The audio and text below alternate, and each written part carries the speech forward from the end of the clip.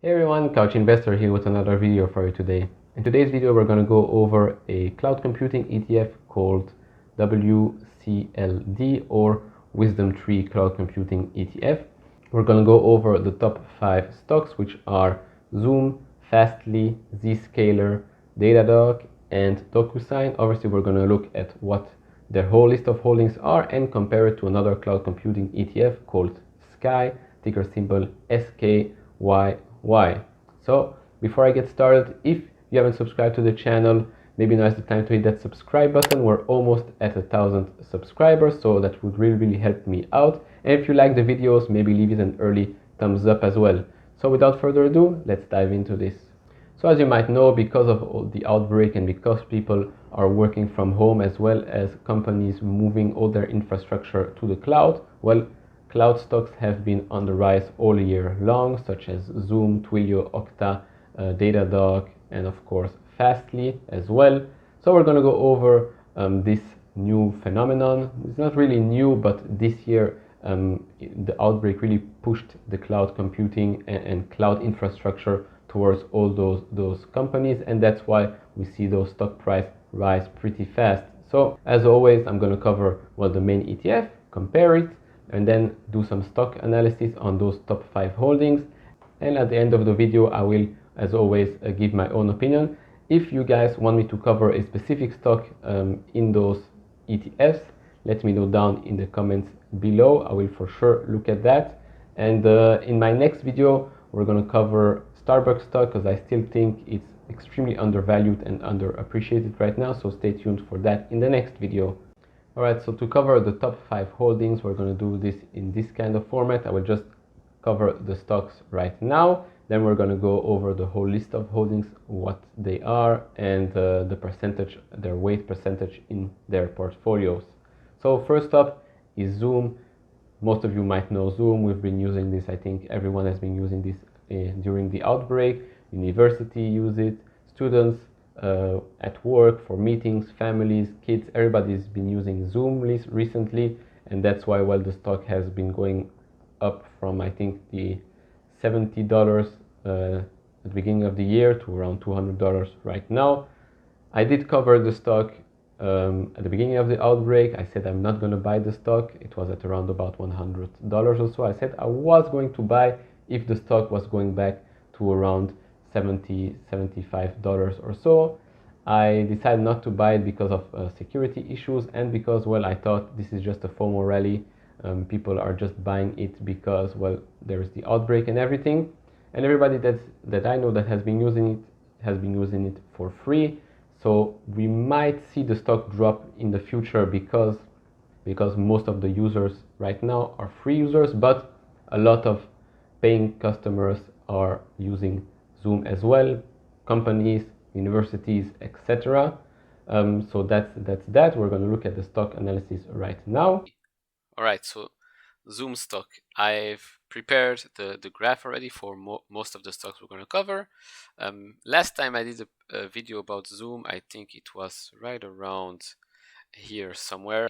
So let's look at the graph really quick. As you can see, the stock is now overbought a bit, just a little bit, but let's look at the past 2 times it was overbought. So here, March 23rd, it was at 165. Obviously, it went up way too quickly. Then I put it right here at a price of 150. So there's not much difference between both prices, but as you can see, the price went down to 132 and then went up to almost 160, and it was not overbought. What does that mean? That the price can be 160 like that, but it will need time to stay there for the RSI to go down lower than 70. That is, so around the 60 mark is very good. As you can see here, the price went even above that, almost 180, and we were still not overbought. When a stock goes up very quick, it's much better for us investors that the stock will go up and stay at that price for a couple of days. So like it's blowing off some steam, and we're not in an overbought situation. Because when you're in overbought situation, as you can see here, most stocks will go lower a couple of days later because, well, it's gone up way too fast. But let's look at what's happening right now. I put this mini support here at the 200 price tag. I doubt it's gonna go that low, but it's there for a reason. Same thing here, we're overbought. Then it went down to 200 mark or so. We were at 220, then bounced back, went all the way up, and I think we will go and see those 230s, 240s for a couple of days, and then maybe it will settle there for a while. If not, probably go even higher. But to me, this stock is purely sentimental and a FOMO rally, because everybody thinks, oh, everybody's using Zoom, etc. So the company must be making billions of dollars. But most likely people that are using Zoom at home are probably using the free version. The only people that are actually paying for it are universities and companies. But now with Microsoft Teams, I don't know how many clients does Zoom have, but I know it remains to be seen in their next financial report. Next up, we have FASTLY. It's a CDN. If you don't know what that is, that's a content delivery network. So let's say your company is in the United States, but you have people in Australia or whatever. Your servers are in the United States. So usually what was going to happen is the people in Australia will have to wait for the server in the States to send information or content in this specific case to their computer or whatever they're on in Australia. But now with FASTLY, this is not a problem. They have proxy servers all around the world. I'm going to show you a little clip that explains that much better. Welcome to FASTLY, where we make websites, the Internet of Things, APIs, and mobile apps fast and secure. You use FASTLY every day. What you buy, what you listen to, what you share, what you read, how you work, and how you travel is all powered by FASTLY. Alright, so as you can see, in this type of world, you saw the clients that they have, Netflix, Pinterest, a lot of content delivery companies during the outbreak, and well, moving on into the future. I think FASTLY is a well-positioned company. We're going to look at the stock price, the stock analysis right now as well. All right, next up is FASTLY. Same thing, a stock that has been going up quite drastically since March. Lowest point $10, now we're at $60. Could have made 6 times your investment. But again, it's a gamble because we don't really know the numbers the company has been producing, but hey, it's a good gamble to take. Now, the problem for me is that there is a big gap here at around about $23 to $28 or so. Doesn't mean that we're going to go all the way down there again to visit and fill the gap, but just wanted to show that there's a gap right there. Again, it's been overbought for almost a month or so. Then it went down. It went from 45 to around 30, $38. But as you can see here, it's been overbought almost the same at 80, at an RSI of 80, but the price has been going up. Again, what does that mean? It means that if the price goes up, but over a long period of time, that's completely normal and healthy. But obviously we needed a little correction for it to blow off some steam. But now again, we're in that overbought section right there. If the stock continues sideways at around $60, it will probably go back down, but I prefer it at $50 and continue there and maybe make a little base right here or so, and then makes its way up. Right, so next up is Zscaler. It's the largest security platform built for the cloud. So you might say, oh, but if there's Zscaler, maybe I don't need Okta or you don't need Ping or whatever. No, you can have both. It's not that there is Zscaler and you cannot have Okta. Okta and Ping actually work with Zscaler as well. Zscaler is basically the overviewing security platform on the cloud, and Okta and Ping can work on that platform and use those services as well and offer their services in a more secure manner thanks to Zscaler. Obviously, it goes much deeper than that, and especially now this week we've just seen the United States being attacked by having a DDoS attack. Major telecommunication companies were down. We're going to see here the headline right here. So it's important to have a security company on the cloud, especially nowadays where everything has been done remotely. We're going to look at the stock analysis right now. All right, same thing with Zscaler. Lowest point $38. Now we're over $100. Same thing, a gamble maybe, but hey, good place for everyone that has invested there in March. But again, we can see here we've been overbought at around $113, then it went all the way down to $96, which was fine. Now we're going into the overbought territory again, but I think if we can go and create a base right here at $100 mark, that would be great and healthy for the stock, because if we could create a base at $100 mark, you will see the RSI go lower than 60, and that's probably a good RSI for the stock and for investors to stay calm and look at it in a more clear and a bigger perspective, bigger picture, that is. Again, there is a gap right here at around, what is this, $76 to $85. Does it go back this low? I don't think so. If there is another outbreak and the market panics, then yes, this will get filled, but otherwise I don't see it go this low. For it to go this low, we will have to go from the point we're in today all the way down. That's 30% drop. I don't see that happening anytime soon. Right, so next up is Datadog. Love the logo, just look at this cute dog right here. To explain it better, I'm going to show you a little clip of Datadog explaining what they're doing, but basically it's them gathering loads of information from everywhere, from everything that your platform or app is giving out, and taking in information and put it on different dashboards to get a better overview. So let's watch this little clip right here, and then we're going to jump into the stock analysis. If you're running an application at scale in public or private clouds, you have to tame almost boundless complexity. Thousands of hosts, tens of thousands of containers, multiple infrastructure platforms, all of them generating a steady stream of data about their health, work, and performance. Datadog brings together all this observability data with infrastructure metrics, traces, and logs in one integrated platform. You can collect data from hundreds of technologies for visualization, troubleshooting, machine learning, alerting, and more. All right, so Datadog, again, same pattern, super low in March, $28, $30. Now it's at $84. Same thing here, overbought. It's a bit better now because we're slightly overbought, but that's okay if they can stay in that price range for the next 2-3 days or so. It's going to be fine, but we were extremely overbought at this price right here at around $70, $72 or so. Then we had a drop of 12%.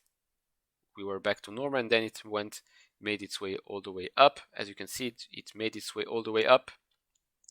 It's around 20% or so from its lowest point, I believe, exactly 22%.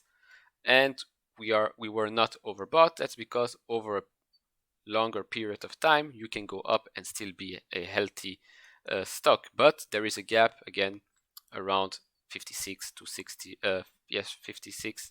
$60 or so, which is okay. I don't see the stock going down there anytime soon. Obviously, a baseline right around $70 would be good support to have, but again, if there's no bad news going on, I don't see the stock going back lower. But if it will, I think investors wouldn't mind to see the stock have a solid support around $70 for the longer term. And lastly, in the top 5 is Docusign. Maybe the easiest thing to explain is basically, let's say you have a contract. Usually you have to print it out, deliver it to the specific person. He has to sign it, then you take it back to your office and send it wherever you have to send it. Nowadays, contracts can be digital. Here comes Docusign. It's in a secure way. You get a digital document, you can sign that. You probably saw it in a lot of websites where you have to sign contracts, maybe banks or whatever. But for me, that's a huge advantage moving on to the future. You have to sign a new lease. new contracts have to be signed by clients, companies having deals made in just a couple of minutes instead of taking hours and days. I think Docusign is the way to go. We're going to look at the stock price analysis right now, and then we're going to go over the holdings as a whole. Alright, so Docusign is one of my favorites out of the top 5 actually. We can see the stock is a bit overbought right here, but if it can stay at around $160 for a couple of days, the stock will, the RSI will go back down. But as we can see here, it was at 151, had to drop to around $130 for it to be back to normal. I believe this is a good support line at 140. There's a mini support line at 160. If it breaks, 140 should be achievable, and actually a healthy little correction for the stock and for investors as myself for the longer term. I didn't buy in Docusign. I would have bought at $70, but I bought into other stocks such as Tesla. But overall, I love the company. I love what they're doing. If you're a Docusign holder, great job, especially if you bought at the lower $70. That's great, especially for the longer term. I can see future growth for the company. All right, let's compare the two ETFs real quick. So one is called SKY, the other WCLD or WisdomTree Cloud Computing. Obviously, it's cheaper. As you can see here, the expense ratio is a bit cheaper, but WisdomTree is smaller than SKY. It has less shares outstanding and a smaller budget as well. Now let's look at the performance first.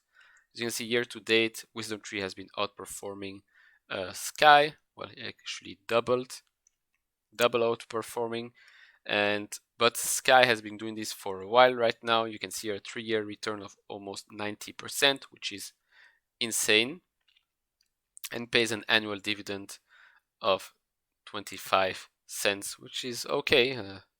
Not the best of dividends, but still better than nothing.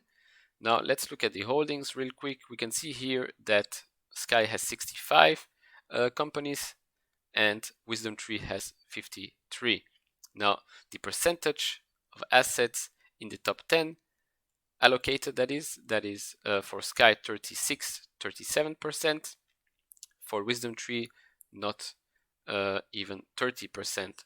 For the top 15, we have almost 50% for SKY and almost 40% for WisdomTree. But if you go look at the top 50, SKY is at 92%, whereas WisdomTree is almost at 100% with a 97.68% allocated to their top 50 positions.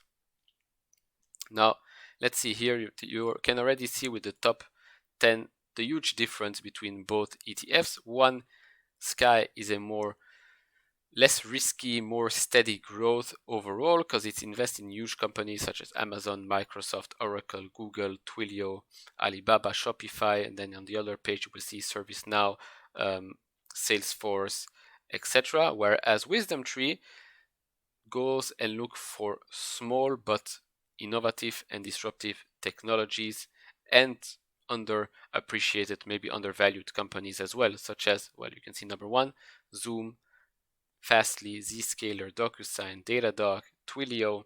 Then you go down a bit, Wix, obviously Shopify, Okta.